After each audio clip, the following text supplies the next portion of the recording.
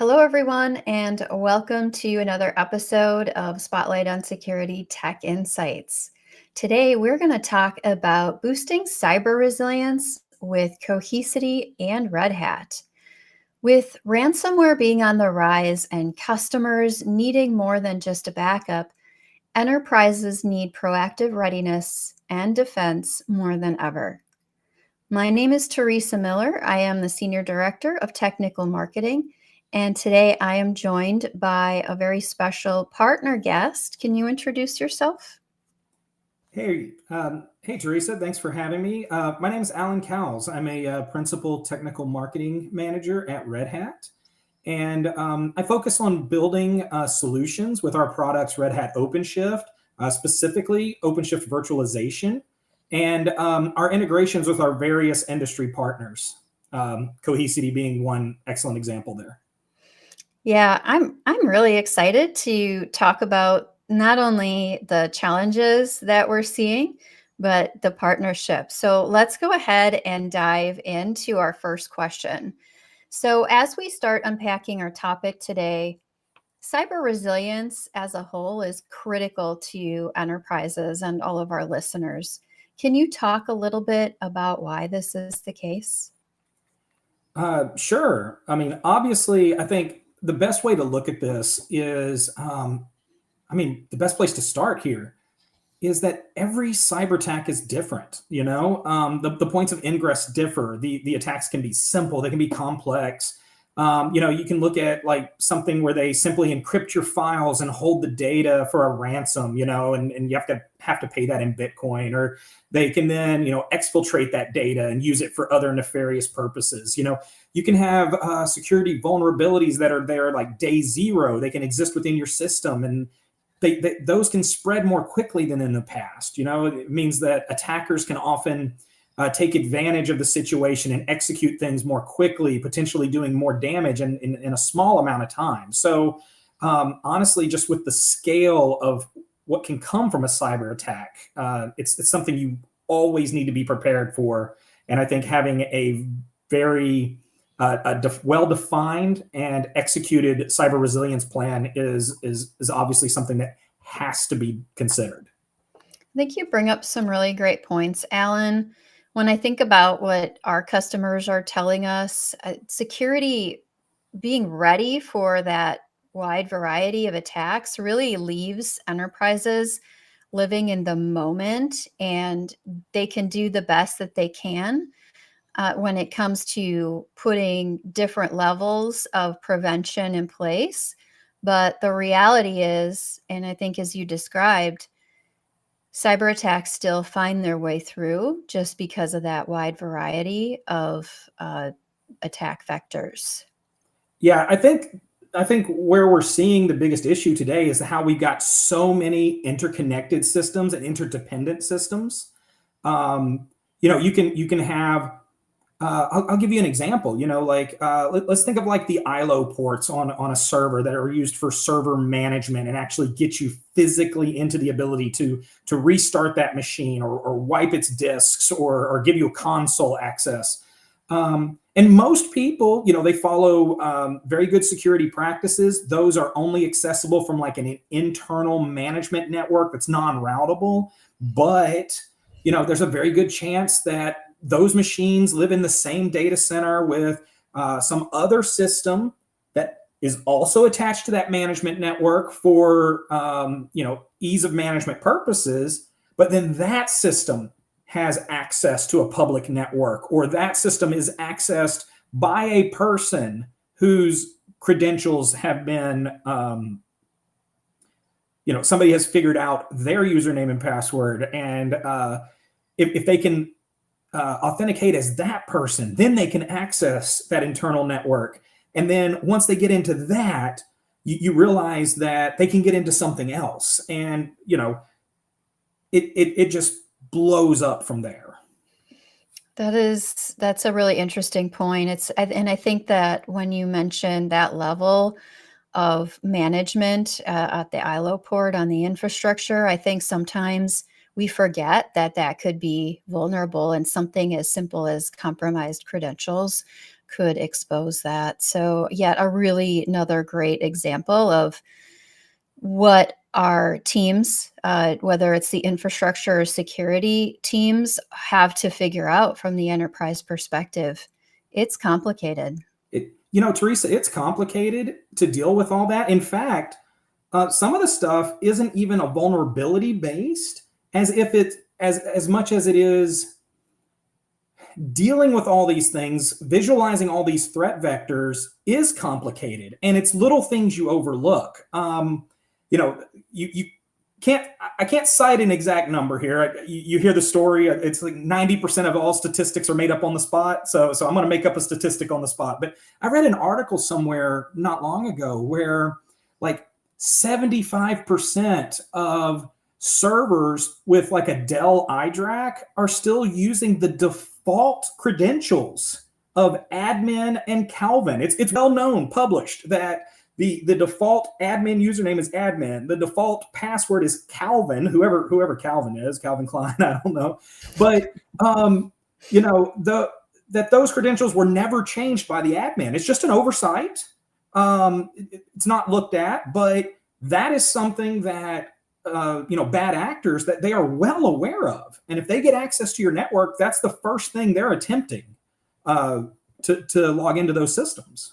Yeah, looking for those known passwords for systems. Yeah, I think once they're in, they have the ability, as long as they have privileged access. So Right.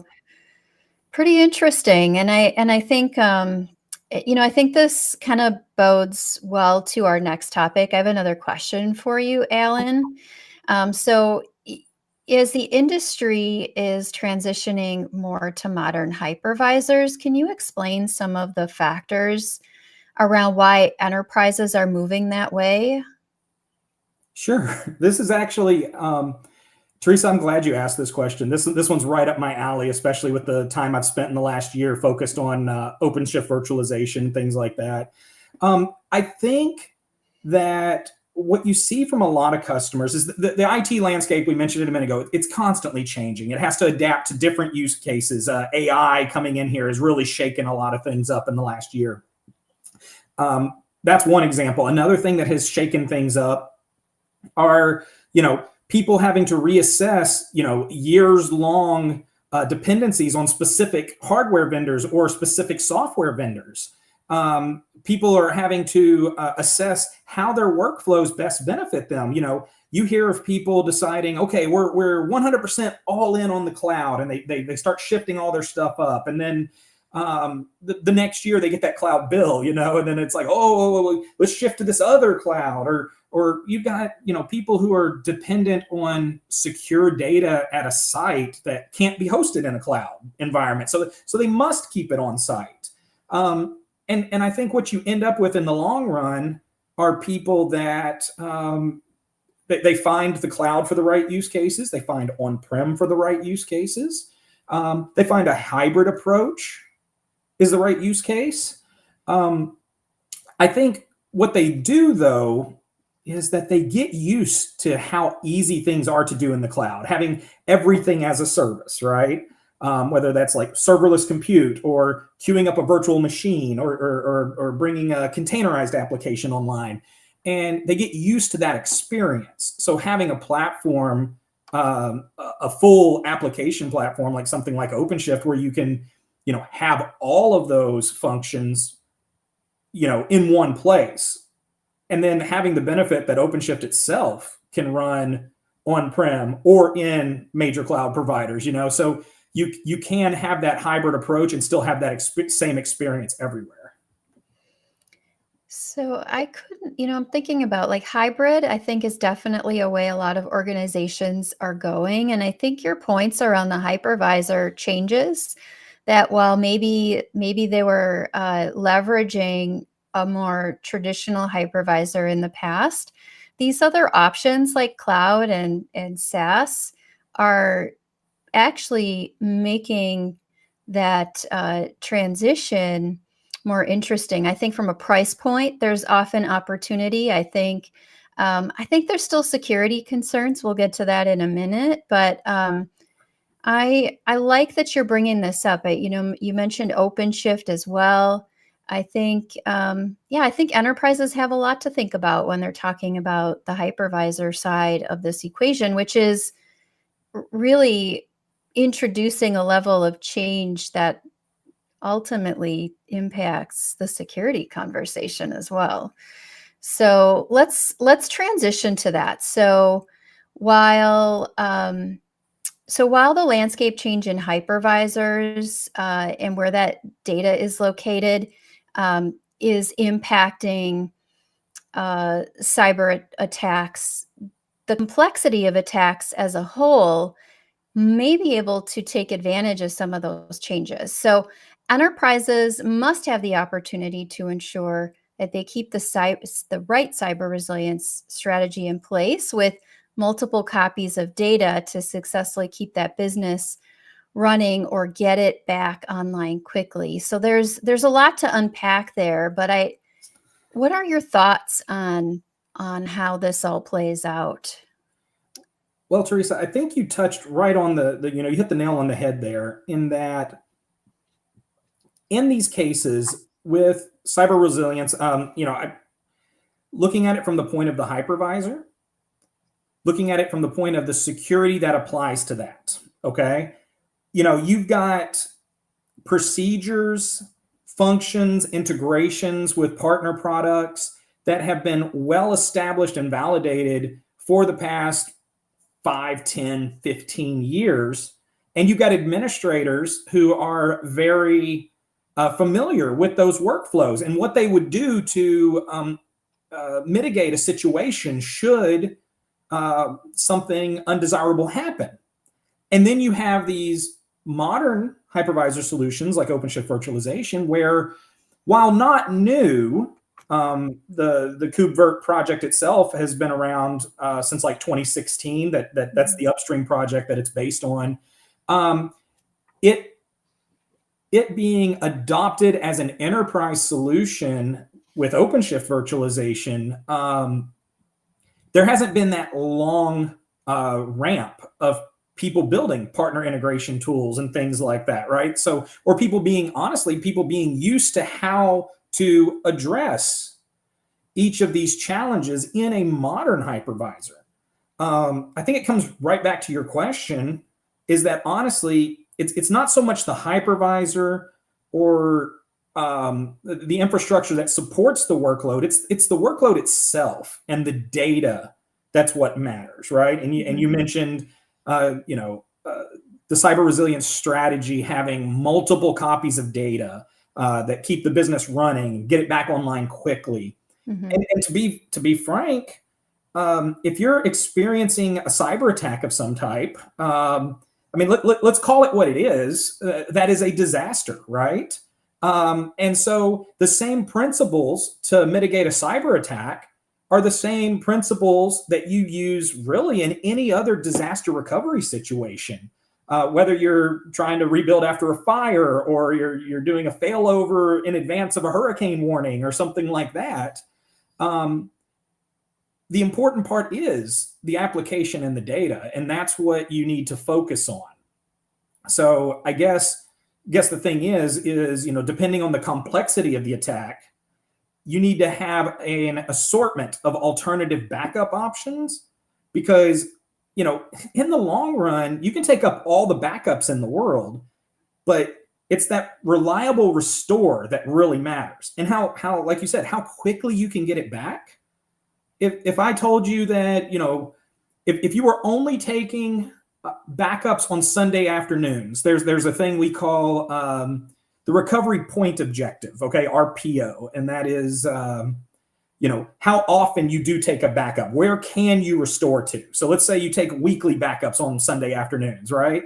If your system fails on Monday morning, rolling back to Sunday afternoon, it's probably not a big deal. But if it fails on Friday and you lose an entire week of data or transactions or something, I think many large businesses would find that unacceptable, right? I think the other thing is that, like you said, to be able to get it back online quickly. That brings up another thing that we talk about often is RTO, or the recovery time objective. And that is, how quickly we can get it back online. We might have a backup that, only sets us back like an hour, but what if our network is slow and it takes us a day to restore it? We're going to be shut down for that day while that restore is happening, right? Or let's say it is an archival form and you have to order from like a tape facility that's miles away, or and what if they send you the wrong tape? So you have to assess that, like you said, you have the correct strategy with multiple copies of that data, and what level of accessibility that is required to run your business, and what you can depend on. Yeah. So I think a couple things that I'm reflecting on that you shared are if we go back to the hypervisor transition, we're moving to maybe some unknowns, and we need to probably reharden our systems for that new setup to ensure that we're preventing cyber attacks as best we can. But more importantly, when you talk about having multiple ways to protect that data, I think it's even more important, tying that back to the RPO and RTO. So making sure that you have a copy of your data on-prem, at the edge, or in the cloud. I think, you and I had a conversation before today, and we talked a little bit about oftentimes it's that on-prem setup that's impacted, whether it's a cyber attack or an actual disaster. So if a site is taken out for some reason, you may have to, for either scenario, go to another site or pull backups from the cloud and are able to restore in a reasonable amount of time to keep that business online or get it back up and running as quick as possible. No business wants to take financial losses over downtime. So there's a lot of complexity and a lot of thought that needs to go into this to be successful long term. Yeah, honestly, just as I led earlier with the cyber attacks itself being extremely complex and something you have to expect different attack vectors. Your cyber resilience strategy, I think, is going to be extremely complex. There's no one size fits all. It's going to be variable for every business, and like you said, they have to assess what type of loss is acceptable. Some customers will come in and say they want that RTO and that RPO at zero, and they're needing to have a mirrored copy to another site that triggers a failover immediately, and downtime is less than 30 seconds or something like that. Or I guess they say, the RPO is zero and the RTO is near zero, is where they try to get to. I think when it comes to the hypervisor itself, if I can step back to that one real quick, I look at, OpenShift virtualization I'm more familiar with since I've been working with it for the last 2 years. It's built on OpenShift. It's built on, the foundation of Red Hat Enterprise Linux, which is a secure operating system itself, with, SE Linux turned on by default to keep you from escalating privileges and making edits that you're not supposed to. The actual nodes in an OpenShift cluster are set up to be immutable. It's actually Red Hat Enterprise Linux Core OS is a specific node image that runs on each system node that makes them very hard to compromise themselves. So the hypervisor itself, and I'm not saying it's impervious, but it's pretty darn hard.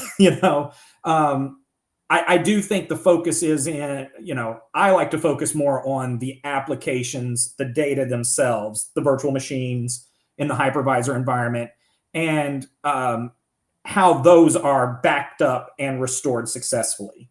And I think you brought up a great point. If you have an on-prem environment, if you have a cloud environment, or a second on-prem site that is your your pivot location for disasters, having a solution that can work in the middle of all those. Like, you don't want a backup solution where the backups, the thing that's taking your backups actually lives at your primary site, because then if something were to happen to that, you lose your potential for those backups in the restore as well, right? So in many cases, you're seeing either a tiered approach where you're going from site A to site B and then maybe to the cloud with your data backups to give it some extra fortification, or site B is going to be a live site ready to go. And in that case, if site A becomes unreachable, the data is available at site B so that you can start running operations there as soon as possible to avoid the downtime or the ability for a cyber attack to affect your business. And I think that's where, having a solution like what we're provided with Cohesity as a software, as a SaaS application, where it's not really bound to any one of your sites, but it can recognize the infrastructure at each site and those workloads and make the best use of backing up a workload at one site, restoring it to another site, ensuring it's up and running. I think that's what you kind of look for there. Yeah, I think that's a really great segue into our next question, but I do want to make just one comment. I think it's great to hear that your solution offers the immutability. We do as well. So I think you kind of get, double benefit there when you've got it more than once happening when it comes to that so important data. But you already kind of did a teaser to the audience. Let's go ahead and transition into talking about what you can share about the work that Red Hat and Cohesity are doing together and what problems we're solving together. Absolutely. And yeah, I did not try to, I was not trying to forget about that there. I think, like you said, the foundation of a good backup solution is that those backups themselves are immutable, right? It's like once you've created that backup, it's going to be dependable. It's going to be secure. No matter what happens at that primary site, you can always depend on that to be there. And yeah, I wasn't trying to cut you short there, Theresa. Oh, I didn't think you were. But, I didn't take it that way at all. I think it's just a good point to double click into. And I really liked just adding that double benefit to our listeners today. I think it's important for them to hear. Yes, absolutely. Yeah. So let's go to your actual question here that you were talking about, and what I can share about the work that Red Hat and Cohesity are doing together, and the problems that we're solving together.